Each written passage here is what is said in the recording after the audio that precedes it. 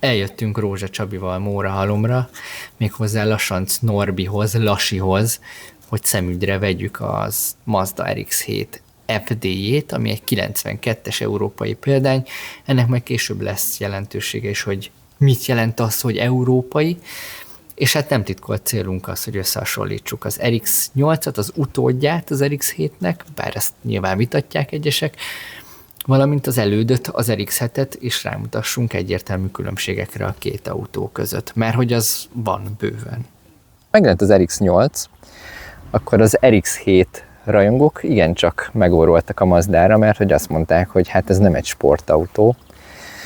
Márpedig azért, mert hogy az RX-7 FD az egy klasszikus sportautó, pici, hátsó kereken hajt, erős, kétüléses, ezzel a futóművel viszonylag elég stabil, a belseje gyakorlatilag a pilóta köré épül. Aztán ezzel szemben megjelent az RX-8, ami egy négyüléses, négyajtós, viszonylag nagy, gyakorlatilag egy családi középkategória méretével rendelkező autó lett.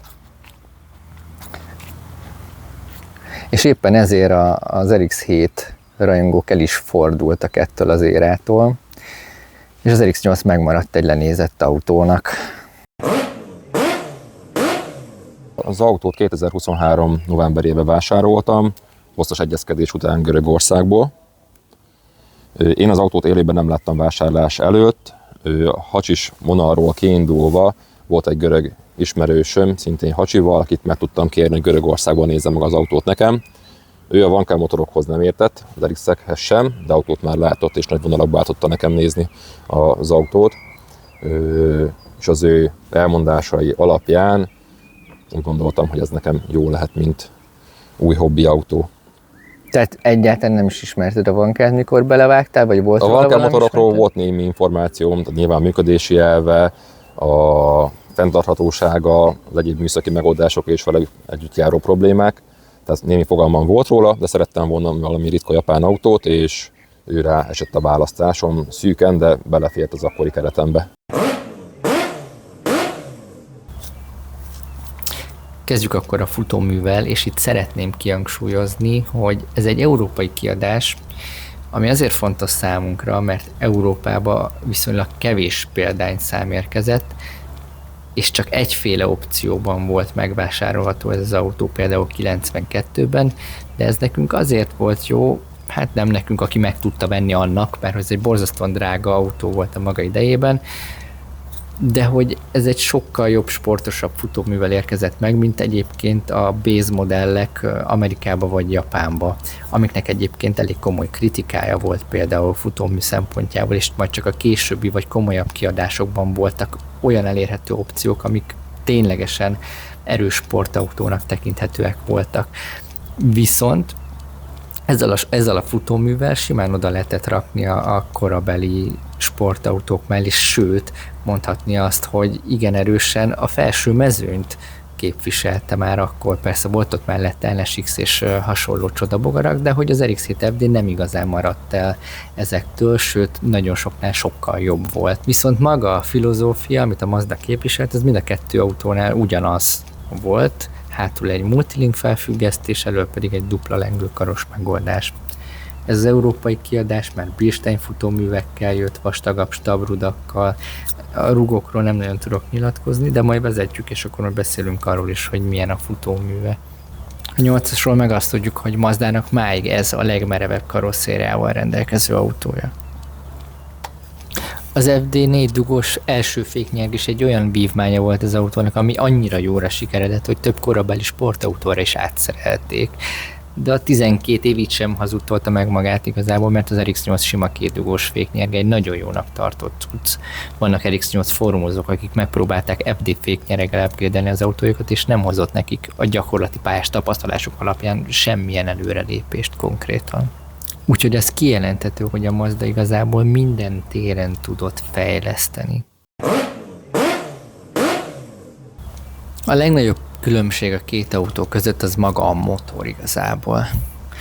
Az RX-7 FD az egy kéttárcsás turbovankkel motort kapott, még az RX-8-nál egy kéttárcsás szívó motorból próbáltak meg kihozni maximális teljesítményt, és mondhatni, hogy ez igazából sikerült is, hiszen lényegi lóerő többletet nem igazán lehet kihozni ebből a motorból további módosításokkal. Az FD-ben egy úgynevezett twin turbo rendszer üzemel, ami egyébként mára ezeknek az autóknak az egyik legnagyobb hiba forrásává is vált, hiszen egy elég bonyolult vákuumrendszer van mögötte, ahol ezek az igencsak öreg alkatrészek óriási hőterhelést kapnak, ezáltal sajnos el is romlanak. De ha ez rendben van, akkor gyakorlatilag egy csodálatosan működő motor, ahol két sok szempontból egyforma turbó közül az egyik már alacsony fordulattartományban elkezd tölteni, majd van egy átmenet tartomány, ahol a második turbó is elkezd felpörögni, de még aktívan nem vesz részt a munkában, majd később csatlakozik a másikhoz, így tulajdonképpen turbojuk nélkül a teljes fordulattartományban tud húzni, mint az ő kör. Magát a rendszert egyébként az EUNUS Cosmoból kapta meg az FD, és a Mazdát csak egy gyártó előzte meg ebben a koncepcióban, a Porsche a 959-es modelljével, de én ezt inkább egy versenyautónak tekintem, amiből kellett pár utcai változatot is csinálni, hogy versenypályára mehessen. És akkor ehhez képest jött az RX-8, ami alapjában átgondolta ezt az egészet, és hát gyakorlatilag ez váltotta ki a legnagyobb utálatot az RX-7 rajongókból. Ugyanis ez megmaradt egy szívó motornak, amiből kipréseltek mindent, amit csak lehet. Nem igazán létezik RX-8 motortuning, ami nagyon sokat hozzáadna az a 230 lóerőhöz, ami van neki szívóban.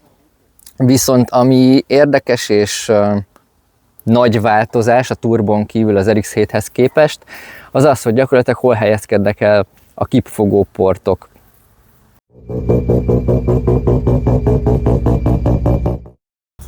És ez tulajdonképpen az egyik legnagyobb mérnöki eltérés a két motor között, amíg a 13B REV motorja az egy perifériás, kipfogó portos megoldás, és egyébként az elődök is ezek ide tartoztak, addig a 13B Renesis motorja az egy oldalsó, kipfogó portos megoldással rendelkezik.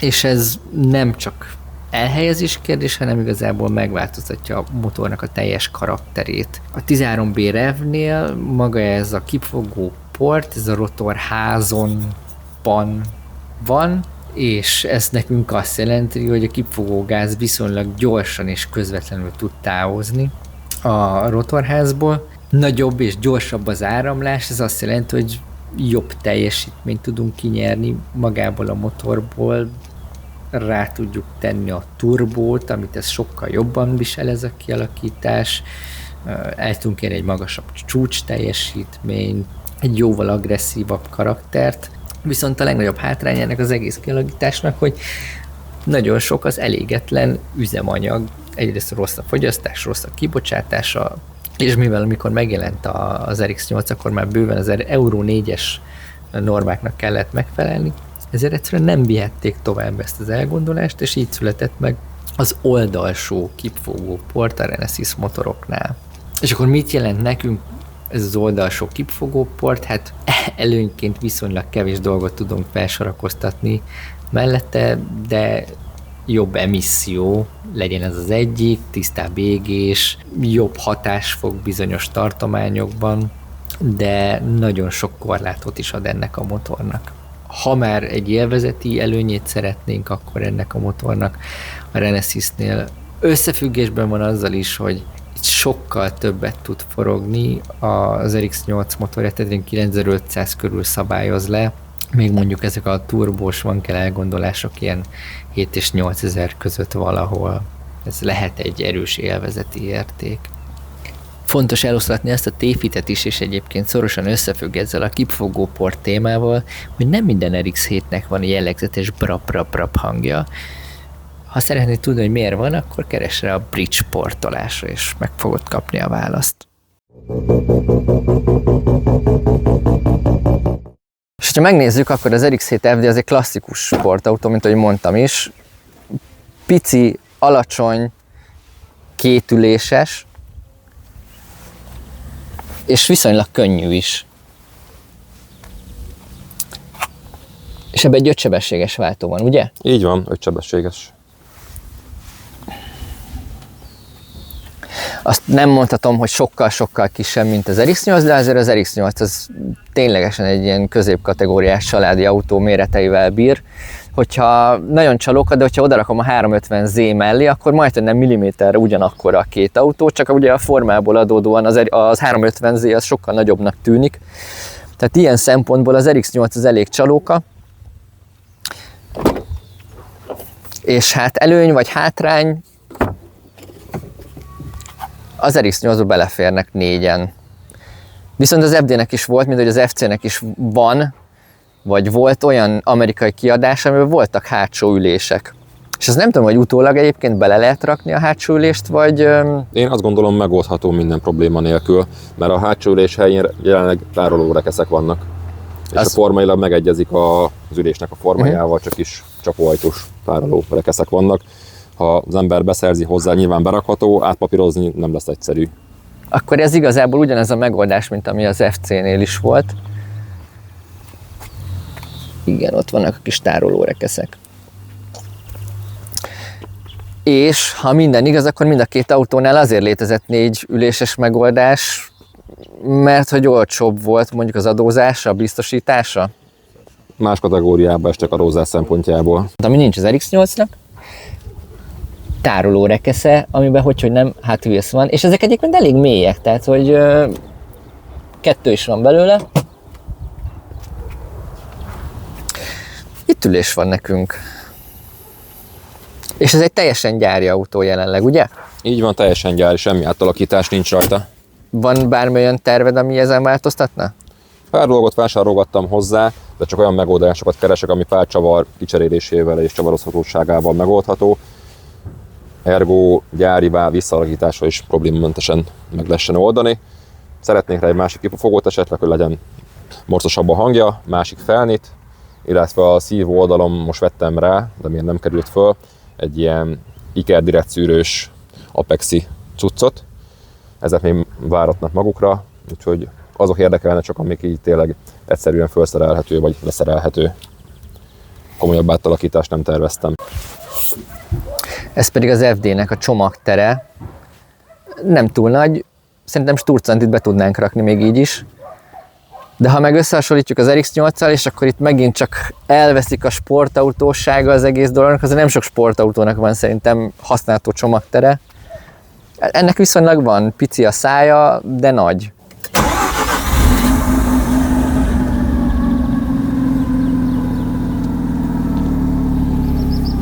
Tehát igazából tök szolid, konszolidált hangja van, mondjuk így gyárilag.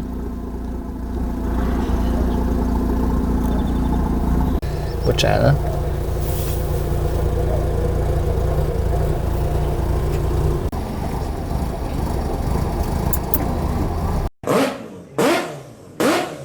Alapjárat kellemesen ingadozik. És most lehet, hogy túl közel állítottam magam. Forog a videó. Jó. Ami rögtön ilyen szembetűnő, az RX-8-ban egy picit ilyen ferdénül az ember, mert hogy nagyon hátra van hozva a motor, és ezért eltolja a jobb lábadat, miközben vezetsz. Itt meg hosszan előre kell tényleg nyúlni a lábaddal, mint egy igazi sportautóban, tehát hogy ez nagyon más az ülés pozíció. Azt mondanám, hogy sokkal kényelmesebb ilyen szempontból.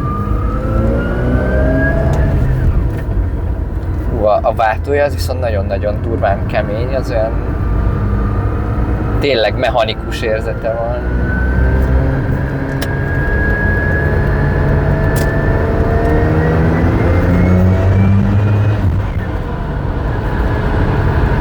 Le se padlóztam igazából, de azt nagyon lehet érezni, hogy ahol tölt a turbo, vagy ahol van ez a pici váltás.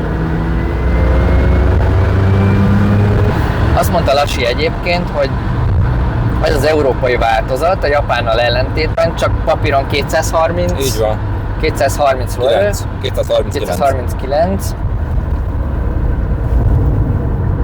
De ez abszolút nem annyinak érződik, tehát nekem érzése jóval erősebbnek tűnik.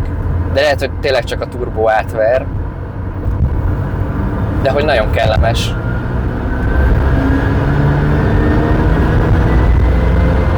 És tényleg lehet érezni ezt a váltást. Így van, abszolút érzeni.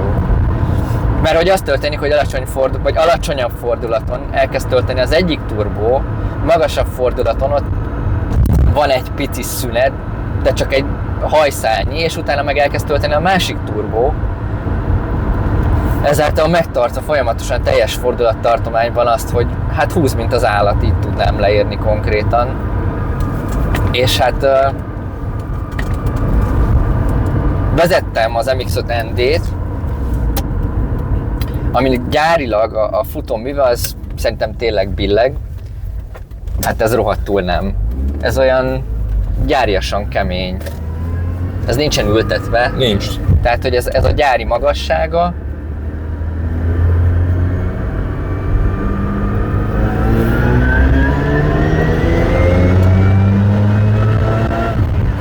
És meddig lehet forgatni?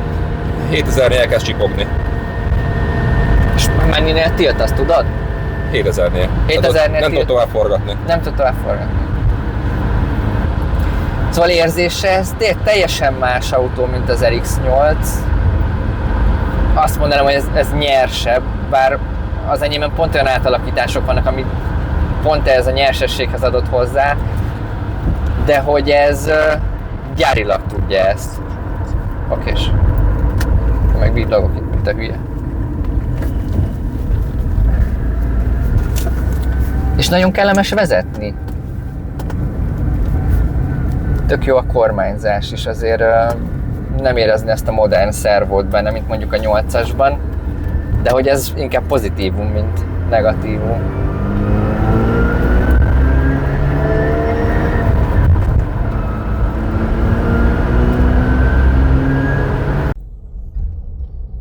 Nagyon puha a kuplungja szerintem az FT-hez képest. Elsőre azt mondanám egyébként, bocsánat, a szabadból vágtam, hogy a rugózás ezen a kis zenékön az sokkal komfortosabb, mint az FD. Egyébként igen.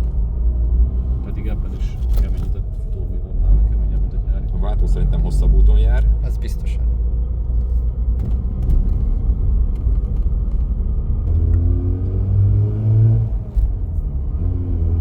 Fontos információ, nem fog a turbó betölteni. Igen? Egyébként a forlatszámot figyeltem, hogy nyilván nincs benne turbó, és nem kell megvárni, hogy töltsön. Egy picit a szívómű volta miatt jobban hasonlít a hacsire.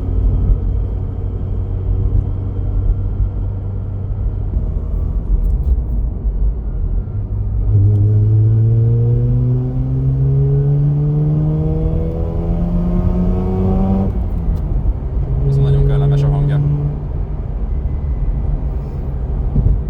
Egy ilyen hasonló hanggal én is ki lennék békélve az FD-be, és ennyire legyen hangos. De így most azért tényleg hiányzik a turbó. Egyébként ez ilyen 6000 fölött kezd el megindulni, addig tényleg csak így van. Úgyhogy nyugodtan elforgathatod.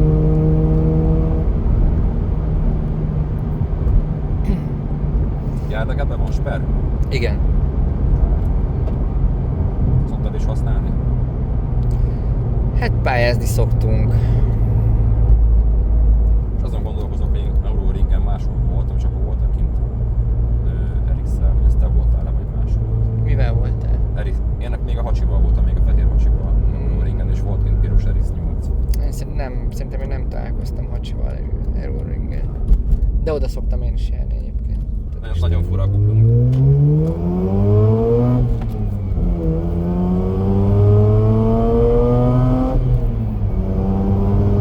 Viszont fordulaton nagyon tetszik a hangja.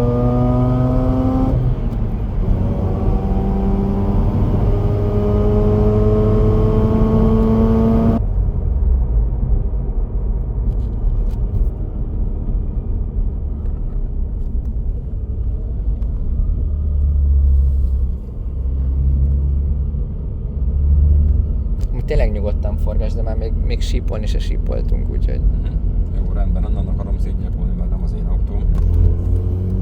Én se akartam a tiédet, de az 25 millió forint, ez meg nem.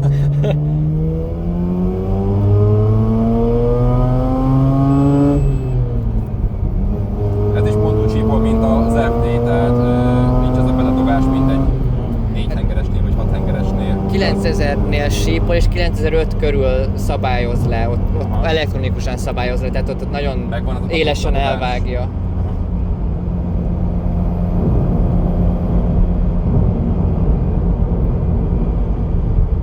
Nagyon más feelingje van, mint az FD-nek. Igen, olyan két teljesen különböző autónak tűnik, pedig egymás után jönnek. Sokkal azért 10 év érződik így a hangszigetelésben, vibrációban, ilyenekben, hogy Mindenben érződik, de vagy az puhább lett. Lehet ezt mondani, hogy puhább. Pont azt mondtam, hogy szerintem az FD sokkal nyersebb, és akkor lehet, hogy ebből az is jön, hogy közvetlenebb, vagy nem tudom mi a jó szó rá. Az FD az nyers, az kemény és nyers.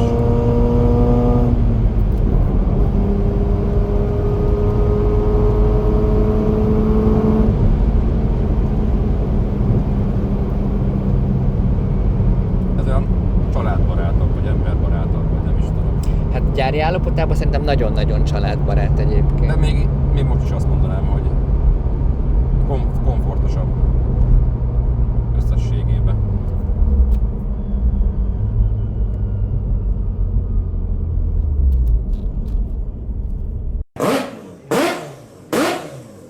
Szóval ez két nagyon más autó, és pedig úgy, hogy az RX-8 ennek az utódja, teljesen más elgondolás, teljesen más filozófia. Hogy melyik a jobb? Hát abban nem szeretnénk állást foglalni, mind a kettő máshogy jó. Az RX-8, akinek van, az, és ha jól működik, természetesen az óriási szerelem általában, mert egy iszonyatosan élvezetes és jól vezethető autó, de azért egy ilyen öreg klasszikusnak a nyersége és az ereje, az illata egészen fenomenális. Nagyon jó autó.